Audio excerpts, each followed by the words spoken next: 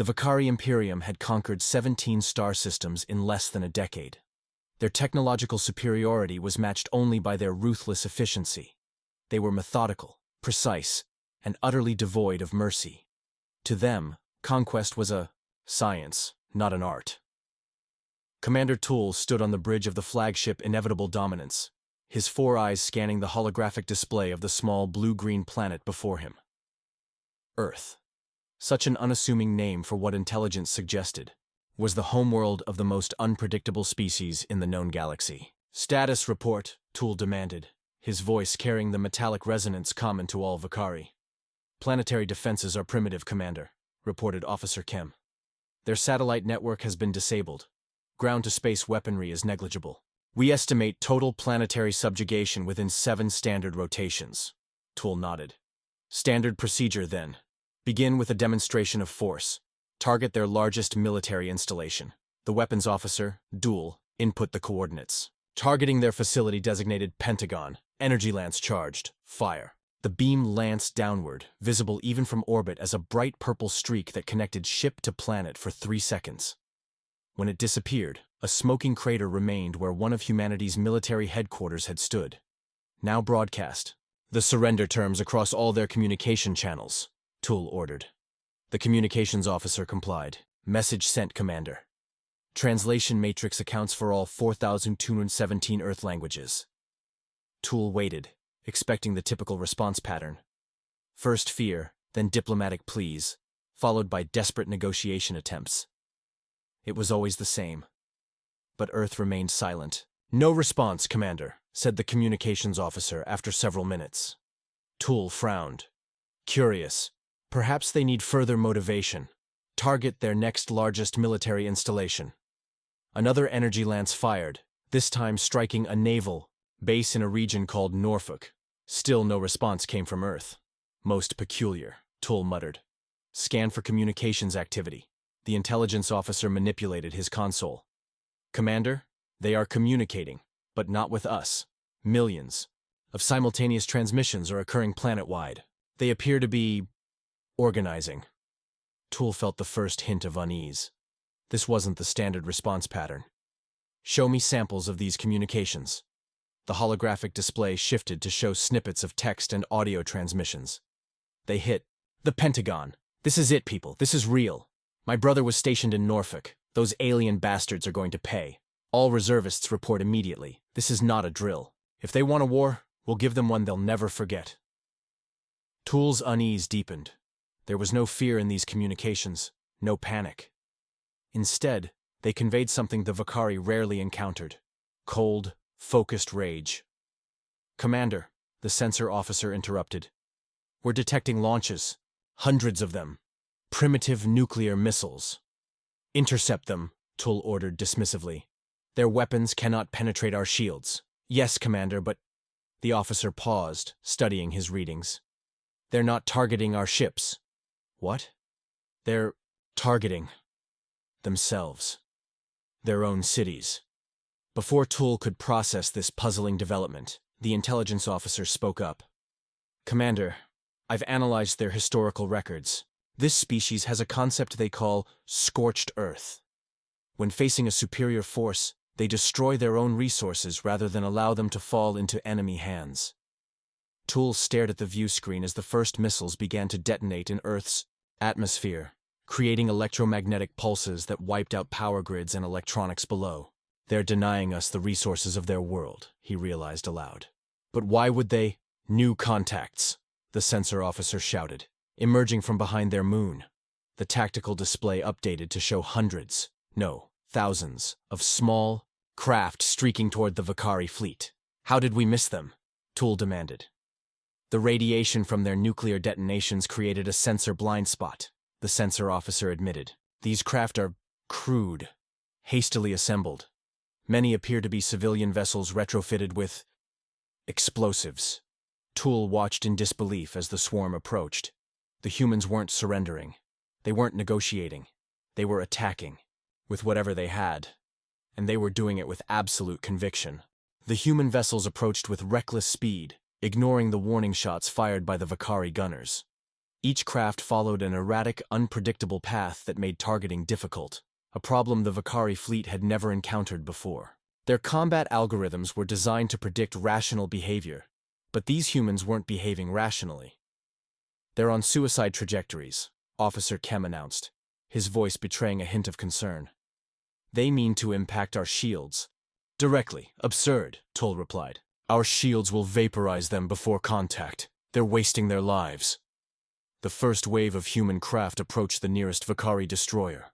The shields flared brilliant blue as the vessels impacted, each one detonating in a blinding flash. As expected, the shields held, but the humans kept coming.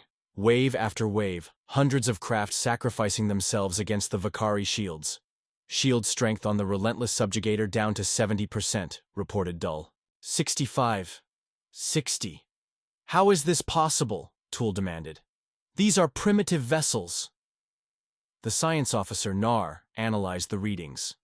"They've loaded their craft with their most potent nuclear devices. Each impact is essentially a directed nuclear blast. Inefficient, but surprisingly effective through sheer volume." Tull watched the tactical display with growing alarm as the shields on multiple ships began to falter. "Order the fleet to increase distance from the planet.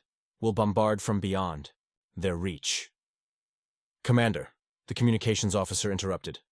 "We're receiving a transmission from the planet. Audio only." "Let me hear it." A human voice, calm and resolute, filled the bridge.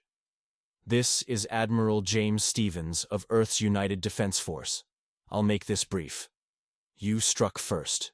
You killed our people. You thought we would cower. That was your mistake. We're not afraid of you. We're not even afraid of dying. But we promise you this. Not a single human will submit to your rule. We will burn our own world to ash before we let you have it, and we will take as many of you with us as we can." The transmission ended, leaving the bridge in stunned silence. "Arrogant primitives," Tull finally said, though his voice lacked conviction. "Prepare for orbital bombardment. Target their largest population centers." As the fleet repositioned, the tactical officer reported new contacts launching from Earth. These weren't the crude suicide vessels from before, but something different. "Commander, they've launched what appear to be cargo shuttles. Thousands of them. They're evacuating." Tull studied the readings. "Where could they possibly go? Their technology cannot sustain life off-world for long." "They're heading for Mars," Nar reported. "Scans indicate they've had rudimentary colonies there for decades." The sensor officer interrupted with urgency. "Commander, detecting massive energy spikes from multiple locations on the planet's surface." "Their power grid was destroyed," Tull said. "How?" "These are isolated sources. Some kind of stored energy. They're activating something."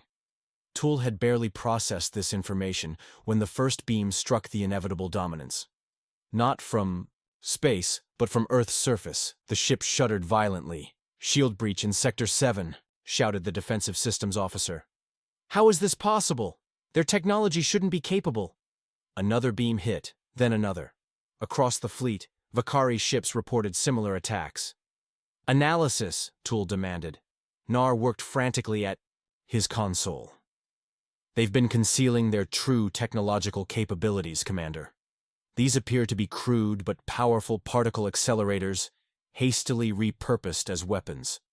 They're not elegant, but at this range, they're punching through our shields through brute force alone." The tactical display showed 5 Vakari ships already critically damaged.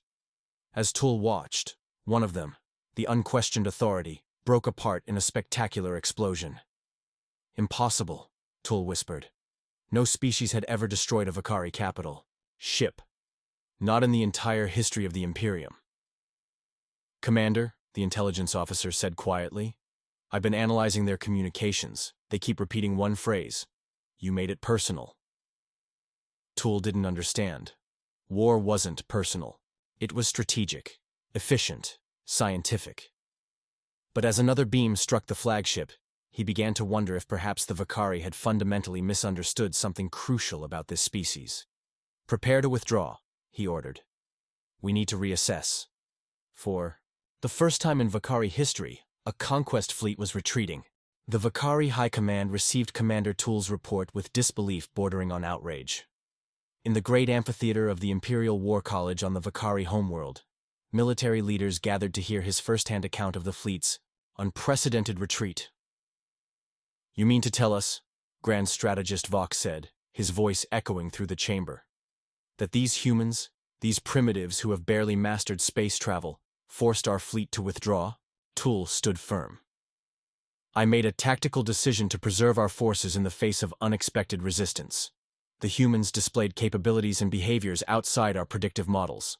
Admiral Locke, a veteran of 12 conquest campaigns, leaned forward. "Explain again about their response to the initial strikes. They attacked their own infrastructure?" "Yes, Admiral," Tool confirmed.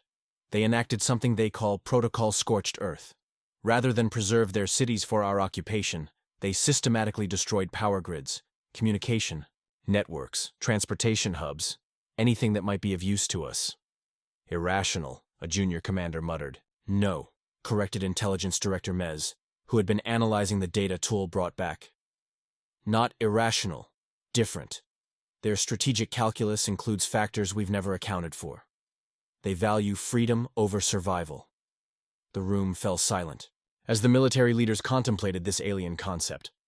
"There's more," Tool continued. "Our latest intelligence suggests they've relocated approximately 30% of their population to Mars and their moon. The rest have gone underground on Earth, forming what they call resistance cells. They're preparing for a prolonged conflict. Against the might of the Imperium?" Vox scoffed. "They cannot hope to win." Director Mez activated a holographic display. "These are intercepts from their communications. They don't expect to win, at least not in the conventional sense. They expect to make conquest so costly that we will eventually abandon the effort." The display showed message after message, all variations on a theme. "They may take our world, but they'll pay for every inch with their blood. Remember the Pentagon. Remember Norfolk. No forgiveness. No surrender. Even if it takes generations, we will never stop fighting." Admiral Locke studied the messages with growing concern. "This persistence. It's unlike anything we've encountered. Most species calculate odds of success and surrender when those odds become unfavorable. Humans don't," Tool said simply. "They've formed their entire strategy around asymmetric warfare. They know they can't match our firepower, so they're not trying to. They're preparing to bleed us slowly, over years or even decades." Grand Strategist Vox looked troubled for the first time. "The Imperium's economic model for conquest relies on rapid pacification and resource extraction. A prolonged occupation would be financially untenable. Furthermore," added Intelligence Director Mez, "we've detected increased communications between Earth and 7 other previously unaligned star systems. The humans are sharing their defensive strategies and weaponry designs. They're creating an alliance against us." Tool displayed the final piece of evidence, surveillance footage showing human engineers reverse engineering parts salvaged from damaged Vakari vessels. "Their technological adaptation rate is unprecedented," he explained. "They've already incorporated elements of our shield technology into their defensive systems. Given time, they will continue to narrow the technological gap." The chamber erupted in concerned murmurs. "Silence," commanded Grand Strategist Vox. After the room quieted, he addressed Tool directly. "Commander, what is your assessment? Can these humans be conquered through conventional means?" Tool had spent cycles contemplating this question. His answer would likely define his career, perhaps even end it. But he spoke the truth as he saw it. "No, Grand Strategist. Conventional conquest would require resources beyond what the Imperium is prepared to commit. The humans have a concept they call making it personal. When we attacked their military centers, we didn't break their will as expected. Instead, we united them in a way their own internal conflicts never could. They now view this as an existential struggle that transcends normal cost-benefit analysis." Vox's 4 eyes narrowed. "What alternative do you propose?" "Diplomatic engagement," Tool said, earning gasps from several commanders. "Not from a position of weakness, but pragmatism. The humans value autonomy above all else. If we offer terms that respect this, we may secure access to at least some of their resources, without the cost of perpetual warfare." The silence that followed was profound. The Vakari Imperium had never negotiated with a species it had already engaged in combat. Finally, Intelligence Director Mez spoke. There is precedent for this approach in our earliest history, before the doctrine of total dominance was established. And these humans, they are unlike any species we have encountered. Grand Strategist Vox stood. I will take this recommendation to the Emperor. Commander Tull, prepare a diplomatic delegation, but also prepare a full invasion force. We will try your approach, but if it fails, we will commit whatever resources necessary to ensure the Imperium's authority is not questioned across the galaxy. As the assembly dispersed, Tull wondered if even the full might of the Imperium would be enough against a species that had made resistance not just a strategy, but a sacred cause.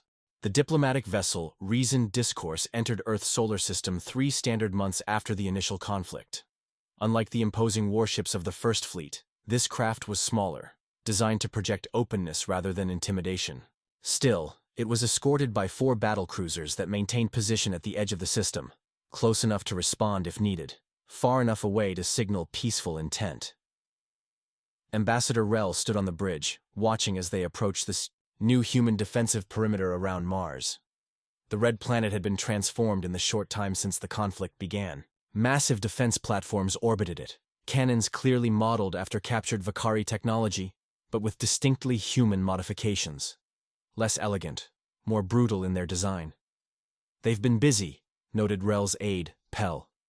Our intelligence estimated it would take them at least a year to adapt our weapon systems. Rel nodded. We continue to underestimate their ingenuity when properly motivated. The communications officer interrupted. Ambassador, we're receiving a transmission from Mars Command. A holographic projection appeared before them. A human, male with weathered features and intense eyes. Admiral Stevens, the same man who had broadcast the defiant message during the first engagement. Vakari vessel, Stevens began without preamble. You've entered a militarized zone. State your purpose immediately. Rel stepped forward. Admiral Stevens, I am Ambassador Rel of the Vakari Imperium. I come under diplomatic authority to discuss terms for peaceful resolution of our conflict. Stevens' expression remained hard. The time for talk was before you reduced the Pentagon to ash, before you killed 50,000 people at Norfolk. Why should we believe you're here for peace now? Because continuation of this conflict serves neither of our interests, Rel replied honestly. We underestimated your species' resolve and capacity for adaptation. The cost of subduing Earth through military means would be prohibitive. A cold smile crossed Stevens's face. You mean you realized we'd make you fight for every inch of our soil until the end of time? Essentially, yes, Rel admitted. Our strategic models failed to account for certain unique aspects of human psychology. Like how we take it personally when someone tries to conquer our homeworld? There was a grim satisfaction in Stevens' voice. Indeed, the concept of making it personal is not one that exists in Vakari culture. War, to us, is a clinical exercise. You have shown us it can be something else entirely. Stevens studied the ambassador for a long moment. I'll allow your ship to dock at our diplomatic station. 2 representatives only. Be advised that any suspicious movements by your escort vessels will be considered hostile action and responded to accordingly. The transmission ended. They're not making this easy, Pell observed. Nor should they, Rel replied. Trust must be earned. Hours later, Rel and Pell sat across from Admiral Stevens and Dr. Emma Hill, Earth's chief diplomatic officer, in a stark meeting room aboard the Mars diplomatic station. The contrast between the two pairs could not have been more striking. The Vakari with their tall, angular bodies and metallic blue skin against the sturdy, determined humans. Let's be clear, Stevens began. We're here to listen, not because we trust you, but because enough blood has been shed already. Dr. Hill, her manners slightly more diplomatic, added, We understand you've prepared terms? Rel activated a holographic display between them. We propose mutual recognition of sovereignty. The Vakari Imperium will acknowledge Earth and its colonies as independent territory, not subject to imperial authority. Stevens and Hill exchanged surprised glances. In return, Rel continued, we seek trade agreements for specific resources abundant in your system, but rare in ours. particularly your element identified as lithium-7 and certain rare earth minerals. Trade, not tribute, Dr. Hill noted carefully. Correct. Fair market exchange, with technology transfers as part of the compensation. Stevens leaned forward. And what guarantees do we have that you won't simply return with a larger fleet once you've had time to regroup? 3 assurances, Rel answered. First, a mutual defense treaty that would make aggression against either party a violation of galactic law. Second, establishment of a joint monitoring station at the edge of your system, staffed by representatives of neutral species. Third, regular cultural and scientific exchanges to foster understanding between our peoples. Dr. Hill looked skeptical. This is not what we expected. Your empire has a well-documented history of conquest, not cooperation. Circumstances change. Strategies adapt, Rel said simply. We have existed for over 12,000 years because we know when to revise our approach. And the fact that we destroyed 7 of your warships in less than an hour had nothing to do with this change of heart, Stevens asked pointedly. Rel's 4 eyes blinked in sequence, the Vakari equivalent of acknowledgement. It would be dishonest to claim your resistance didn't factor into our reassessment. Your species has shown remarkable determination and adaptability. These are qualities the Imperium can respect. And exploit, if given the chance, Stevens countered. Admiral, Dr. Hill intervened. We should at least consider their proposal. Continued conflict benefits, no one. Stevens nodded reluctantly. We'll bring your terms to the United Earth government. But understand this, our people haven't forgotten what happened. This treaty doesn't wipe that slate clean. Rel nodded. We understand that trust will take time. But perhaps this can be the beginning of a relationship defined by something other than conflict. As the humans left to confer privately, Pell turned to Rel. Do you think they'll accept? They're practical despite their emotional nature, Rel replied. They know as well as we do that perpetual war would devastate both sides. But make no mistake, they will scrutinize every word of this agreement, and they will be watching us carefully for generations to come. For the first time in its long history, the Vakari Imperium was learning that some species could not be conquered. They could only be respected. 6 Earth months after the treaty negotiations began, the Mars diplomatic station had transformed from a hastily constructed military outpost into a bustling center of interspecies cooperation.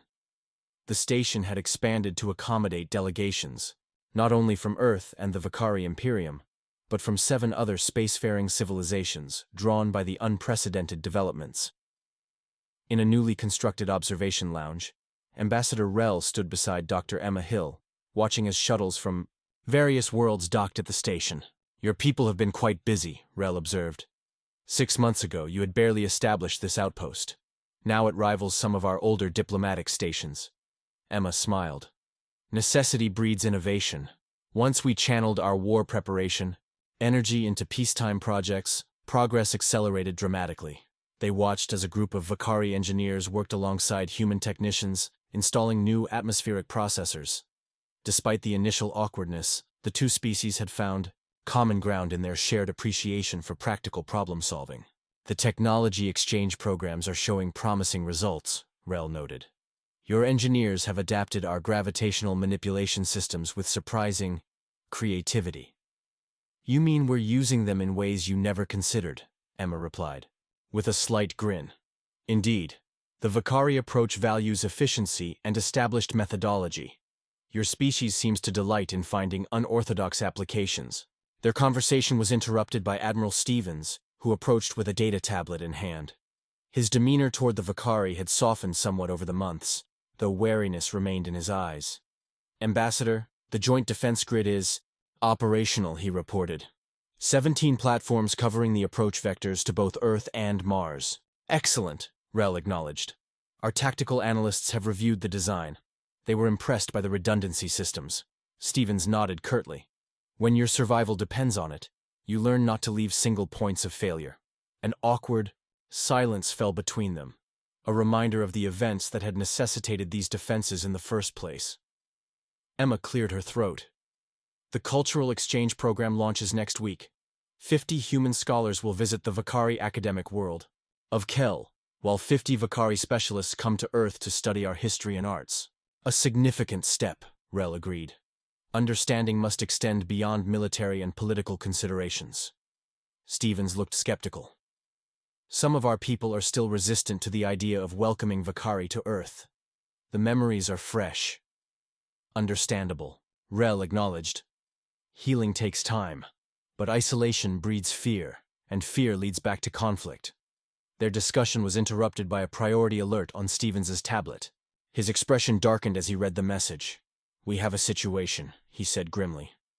"A radical human faction has taken control of an outpost on Ganymede. They're holding 3 Vakari engineers hostage and demanding an end to the treaty." Rel's posture stiffened. "This is concerning. It's being handled," Stevens assured him. "Our special operations units are en route. These extremists represent a small minority."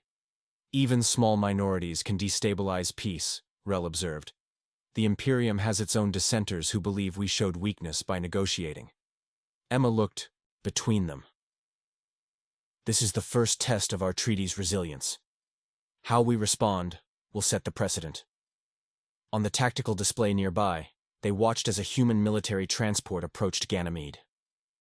The tension in the room was palpable. "Admiral," a communications officer called out, "the hostage-takers are broadcasting." The main screen activated to show a grim-faced human male.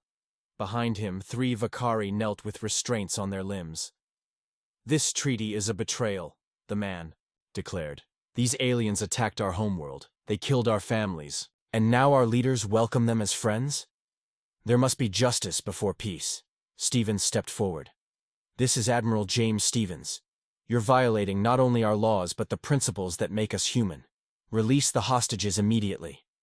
"Easy.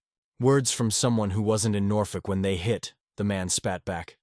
"My entire family was there, Admiral. My wife, my children. Why should their killers walk free among us?" For a moment, the control room fell silent. Then, to everyone's surprise, Rel stepped into view of the transmission. "I am Ambassador Rel of the Vakari," he said calmly. "You speak of justice. Your grievance is legitimate. The Imperium struck your world without providing opportunity for peaceful resolution. This violated not only your rights, but our own highest principles." The hostage-taker looked momentarily confused by this acknowledgement. "In our zeal to expand," Rel continued, "we forgot the wisdom of our founders, who taught that true strength lies not in domination, but in harmony. Your resistance reminded us of this truth." "Pretty words don't bring back the dead," the man replied, but his resolve seemed to waver. "No, they do not," Rel agreed. "Nothing can undo what has been done. But consider this. Your family died because our peoples did not understand each other. By perpetuating violence, you ensure that more families, human and Vakari alike, will share their fate." The man fell silent, conflict evident in his expression. Stevens seized the moment. "The Special Forces team will be at your location in 12 minutes. You have that long to make a choice that honors your family's memory rather than tarnishes it with more bloodshed." Long seconds passed before the man finally nodded. "I'll release them. But this isn't over. The treaty needs to address the losses we've suffered." After the transmission ended, Rel turned to Stevens and Emma. "He raises a valid point. Our reparations program focuses on infrastructure. Perhaps we've neglected the personal toll." Emma nodded thoughtfully. "A memorial and compensation fund for the families affected by the initial attacks. It won't heal all wounds, but it acknowledges the human cost." "I will propose it to Imperial Command immediately," Rel agreed. As they watched, the tactical display showed the peaceful resolution unfold on Ganymede. Stevens studied the Vakari ambassador with new perspective. "You handled that well," he admitted. "Acknowledging fault isn't something I expected from the Vakari." "This process has been educational for us," Rel replied. "Your species has taught us that strength can take many forms. Sometimes it lies in admission rather than denial." As they returned to their discussion of the defense grid, something subtle but significant had shifted between them. The path to trust remained long, but for the first time, both species were truly walking it together. 1 year to the day after the first Vakari attack on Earth, Representatives from both species gathered at the newly constructed Memorial Gardens in what had once been the Norfolk Naval Base. Where destruction had reigned, a place of solemn beauty, now stood a monument to loss and hope intertwined. Jack, a young technician who had lost his brother in the initial attack, guided a group of Vakari visitors through the memorial. Though his grief remained, he had volunteered for this role specifically because it was difficult, because healing required confronting pain rather than avoiding it. These pillars represent the departments and ships that lost personnel, Jack explained, gesturing to the gleaming structures that rose from reflecting pools. Each name is inscribed in both English and Vakari script. Nir, a Vakari cultural attaché, studied the monuments with all 4 eyes wide, their cultural signal of respect. The design incorporates elements from both our architectural traditions, she observed. The curves are reminiscent of our memorial of ancestors. That was intentional, Jack confirmed. The human and Vakari architects collaborated. They wanted to create a space that spoke to both our peoples. As they walked, they passed dozens of humans and Vakari moving through the gardens. Some came to mourn, others to learn, all part of the difficult process of reconciliation. At the center of the memorial stood 2 intertwined sculptures, one representing Earth, the other the Vakari homeworld, their materials blending where they met. Beneath them, an eternal flame burned in a basin filled with soil from both worlds. This is where the ceremony will take place, Jack explained. The flame symbolizes transformation, how conflict can, with effort, become cooperation. Even as he spoke the words, Jack felt their complexity. His own journey from rage to cautious acceptance had been neither simple nor complete. Like many humans, he still carried anger alongside hope. Your capacity for forgiveness is remarkable, Nir said quietly. In Vakari history, blood debts typically persist for generations. Jack looked at her directly. Don't mistake this for forgiveness. We haven't forgotten, but we've chosen to build something besides vengeance. Nir's outer eyelids flickered, acknowledgement of correction. A meaningful distinction. Thank you for clarifying. Their tour concluded as dignitaries began to arrive for the commemoration ceremony. Jack rejoined the other victims' family members, while Nir took her place with the Vakari delegation. Grand Strategist Vok, who had authorized the original attack, now stood as the highest-ranking Vakari present, his attendance a significant political statement. Opposite him stood President Bell of the United Earth Government, who had guided humanity through its darkest hour. As the ceremony began, the crowd fell silent. President Bell spoke first. We gather today not to forget our losses, but to ensure they serve purpose. 1 year ago, our worlds collided in violence. Today, we meet in peace. Hard-won, fragile, but real. She addressed the families directly. Your grief has not been asked to step aside for politics. Your loss is acknowledged, your pain is honored, and your strength in supporting this difficult path forward will never be forgotten. Grand Strategist Vok stepped forward next, his massive frame somehow appearing less imposing than it had in the War Council a year before. The Vakari Imperium has existed for 12 millennia, he began. In that time, we have encountered thousands of species. We categorized yours as we did all others, assessing your technology, your resources, your military capabilities. What we failed to measure was your spirit. He paused, the admission clearly difficult for one accustomed to projecting certainty. This failure cost lives on both sides.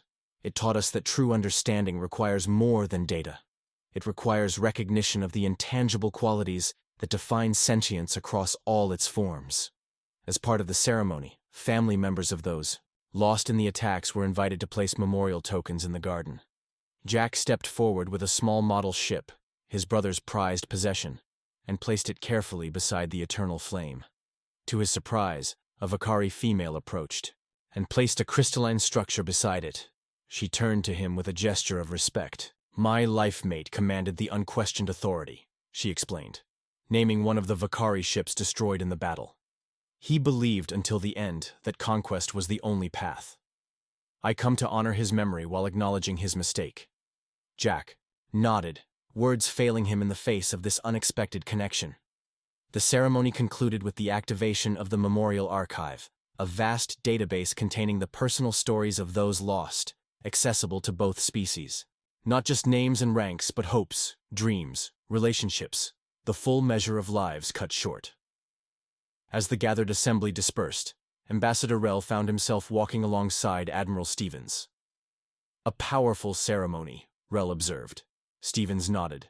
"Memory matters to humans. Not just the fact of events, but their emotional weight." "We are learning this," Rel acknowledged. "The Vakari traditionally value forward movement over reflection. Your perspective challenges us to find balance between the two."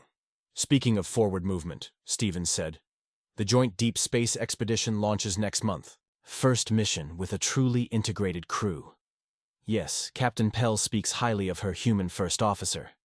They've developed an effective command protocol that honors both our traditions."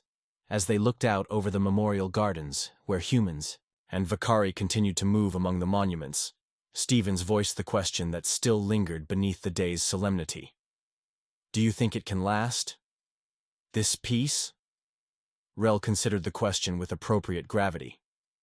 "A year ago, I would have calculated probabilities based on resource equations and power dynamics. Now I understand such calculations are insufficient. What I can say is this. Both our species have discovered something valuable in each other. That discovery may prove more durable than any treaty." As the sun set over the memorial gardens, casting long shadows from the monuments, the eternal flame continued to burn, not erasing the past, but illuminating a possible future neither species had imagined before they made this conflict personal. 5 years after the first contact between Earth and the Vakari Imperium, the joint deep space vessel Shared Horizon approached the edge of charted space. The ship represented the pinnacle of both human and Vakari engineering, combining the Imperium's sophisticated propulsion systems with humanity's innovative life support and adaptive computing technologies. On the bridge, Captain Lisa Morgan adjusted her uniform as she prepared for the daily command transfer. Unlike traditional vessels where a single captain maintained continuous authority, the Shared Horizon operated under the Joint Command Protocol, with leadership alternating between her and her Vakari counterpart, Captain Zur. "Status report before handover," Lisa requested, addressing the mixed crew of humans and Vakari who had become, against all odds, a cohesive unit over their 3-year mission. "All systems nominal," reported Science Officer Ben, without looking up from his console. "The anomaly remains stable at coordinates 227 Mark 43. We'll be within detailed scanning range in approximately 6 hours." Lisa nodded, making a final note in the command log before Captain Zur entered the bridge. The tall Vakari officer moved with the fluid grace characteristic of his species, his uniform displaying both Imperium insignia and the mission patch designed jointly by the crews. "Captain Morgan," he acknowledged with a respectful inclination of his head. "I trust the Gamma shift was uneventful?" "Mostly routine," Lisa confirmed.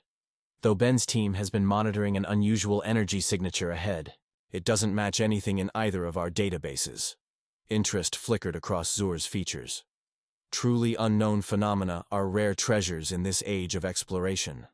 Our scientific teams must be eager." "They've barely slept since we detected it," Lisa confirmed with a small smile. "I've authorized Lieutenant Reed to adjust the duty roster to accommodate their enthusiasm." "A wise decision," Zur nodded approvingly. "The pursuit of knowledge benefits from passion." As they completed the handover procedures, Lisa couldn't help but reflect on how far they'd come. 5 years ago, their species had been locked in a deadly conflict. Now they stood together at the frontier of the unknown, their differences transformed from barriers into complementary strengths. "Command transfer complete," the ship's AI announced. "Captain Zur has the con." Lisa stepped back, assuming the position of first officer for the Delta shift. "Bridge is yours, Captain." "Thank you, Captain Morgan," Zur replied, settling into the command chair that had been specially designed to accommodate both human and Vakari physiology. As Lisa moved to the science station to review the anomaly data with Ben, an urgent alert sounded through the bridge. "Multiple contacts approaching at high velocity," announced Tactical Officer Jess, her hands flying over her console. "Configuration unknown, but energy signatures suggest advanced propulsion systems." Zur immediately activated the ship-wide alert. All personnel to stations. Condition yellow. Weapons systems? He asked Jess calmly. Inconclusive, Captain. Their hull configuration makes it difficult to determine offensive capabilities. Open hailing frequencies, Zur ordered the communications officer. Channel open. Unknown vessels. This is Captain Zur of the Joint Exploration Vessel Shared. Horizon. We are on a peaceful mission of scientific discovery. Please identify yourselves. The view screen remained blank for several long moments before flickering to life. The image that appeared caused both humans and Vakari on the bridge to stiffen. In surprise, the being addressing them was unlike any species either had encountered. A crystalline entity with pulsating internal lights that seemed to flow like liquid through solid form. We are the Luminari Collective, the entity announced, its voice translated through the ship's communication system. You have entered our territorial space. State your intentions immediately. Zur exchanged a glance with Lisa, who had moved to stand beside his command chair, a unified front despite their scheduled command division. As stated, our mission is peaceful exploration, Zur replied. We apologize for the territorial intrusion. Our charts show this region as unclaimed space. The Luminari representative's internal lights pulsed more rapidly. Your charts are incorrect. This region has been under collective protection for 7 centuries. Your presence here is unwelcome. Lisa stepped forward. We meant no offense. We would be happy to update our navigational databases and withdraw to neutral space. Withdrawal is insufficient, the Luminari declared. Your vessel contains technologies of concern to the collective. You will submit to boarding and inspection before being escorted from our territory. The tactical display updated to show the Luminari vessels moving to surround the shared horizon. Captain, Jess said quietly, their weapon systems are powering up. Zur turned to Lisa, speaking in a low voice. This scenario was not covered in our diplomatic briefings. No, Lisa agreed, but we've faced worse together. She addressed the Luminari directly. We respect your sovereignty, but we cannot allow boarding without proper diplomatic protocols. Perhaps we can establish a dialogue to address your concerns while maintaining our vessel's integrity. The Luminari's lights darkened. Refusal is interpreted as hostility. You have 30 of your seconds to comply. As the communication ended, the bridge crew looked to their captains for guidance. The standoff had echoes of that first confrontation between humans and Vakari, a misunderstanding on the edge of violence. Zur activated the ship-wide communication system. This is Captain Zur. All personnel, prepare defensive protocols. This is not a drill. Then, to everyone's surprise, he switched to a frequency that reached only the human crew members. My human comrades, we face a situation where Vakari protocol would dictate preemptive action to demonstrate strength. However, I have learned there are alternatives. Captain Morgan has tactical command. Lisa nodded, understanding the significance of this moment. A Vakari captain was deferring to human judgment in a crisis. Something unimaginable 5 years ago. Jess, Lisa ordered. Power shields, but keep weapon systems in standby mode. Communications, prepare to broadcast on all frequencies. She turned to Ben. How quickly can you analyze the Luminari energy patterns? Already on it, Ben replied. Their crystalline structure suggests vulnerability to specific harmonic frequencies, not as weapons, but as communication channels. 20 seconds remaining, Jess announced tensely. Science team, work with Ben, Lisa commanded. Engineering, prepare to modulate our shields to transmit the harmonic frequency they identify. Zur watched with interest as the humans executed their plan, their approach markedly different from Vakari crisis response doctrine. Where his people would have established dominance through display of force, the humans were seeking connection. Frequency identified, Ben called out. Modulating ship's external communication array now. 10 seconds, Jess warned. Broadcast on my mark, Lisa said calmly. This isn't about power, it's about understanding. As the Luminari vessels moved into firing positions, Lisa gave the order. Now, the shared horizon emitted a complex pattern of energy pulses. Not aggressive, but resonating with the very structure of the Luminari beings. Not words, but a more fundamental form of communication. The effect was immediate. The Luminari vessels, halted their approach. "They're responding," Communications Officer Tara announced. "Similar pattern, but with variations." "They're talking to us," Ben explained excitedly.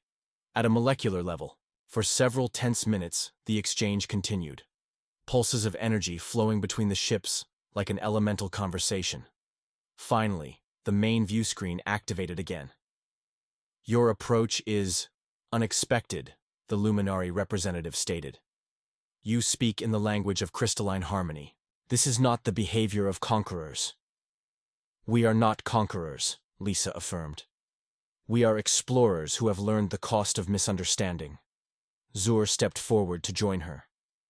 "Our two species, human and Vakari, once stood where you and we stand now, at the edge of conflict born from fear. We have learned there is another path." The Luminary's lights pulsed in what seemed to be contemplation. "Your dual leadership structure is curious. Explain." Lisa and Zur exchanged glances before Zur spoke. "5 years ago, my people attacked the humans' homeworld, believing conquest was the only relationship possible between different species. We were wrong. The Vakari made it personal," Lisa continued. "And in doing so, they learned that humans fight hardest when fighting for what they love, their home, their families, their freedom. We discovered that true strength lies not in domination," Zur added, "but in transformation, in turning enemies into allies." The Luminary was silent for a long moment. "The collective has avoided contact with other species because we believed conflict was inevitable when different forms of life meet. Your ship, this collaboration, suggests an alternative hypothesis." "It wasn't easy," Lisa acknowledged. "Trust had to be built, step by step." "And continues to be built," Zur added. "Every day." The tension on the bridge eased as the Luminary vessels powered down their weapon systems. "We will not require boarding," the Luminary announced. "Instead, we propose an exchange of knowledge. Your harmonics have intrigued the collective." As the diplomatic channels opened and the immediate crisis passed, the crew of the Shared Horizon returned to their duties with a sense of accomplishment. They had faced potential conflict and found a path to understanding, not through strength of arms, but through the lessons learned from their own shared history. Later, in the ship's observation lounge, Lisa and Zur stood together watching the stars and the distant glow of the Luminary vessels now peacefully accompanying them. "They made a critical mistake," Zur observed. "One the Vakari also made." "What's that?" Lisa asked. "They assumed that difference must lead to domination. They failed to consider that diversity can be a strength rather than a weakness." Lisa smiled. "The day your people attacked Earth, you discovered what making it personal means to humans. How we fight hardest when what we love is threatened." "Indeed," Zur agreed. "But what we've learned since is perhaps more valuable. That when humans make peace personal, they bring the same intensity to building bridges as they do to defending walls." "Not just humans," Lisa corrected him. "Look at what you did today. A Vakari captain deferring to human judgment in a crisis. That wouldn't have happened 5 years ago." "The best lessons change us," Zur said simply. "That day when humans showed us the true meaning of making it personal, they forced us to reconsider, not just our tactical approach, but our understanding of strength itself." As they stood watching the stars together, the ship continued its journey into the unknown. A living testament to the truth that sometimes making something personal is the first step toward making it universal. The end.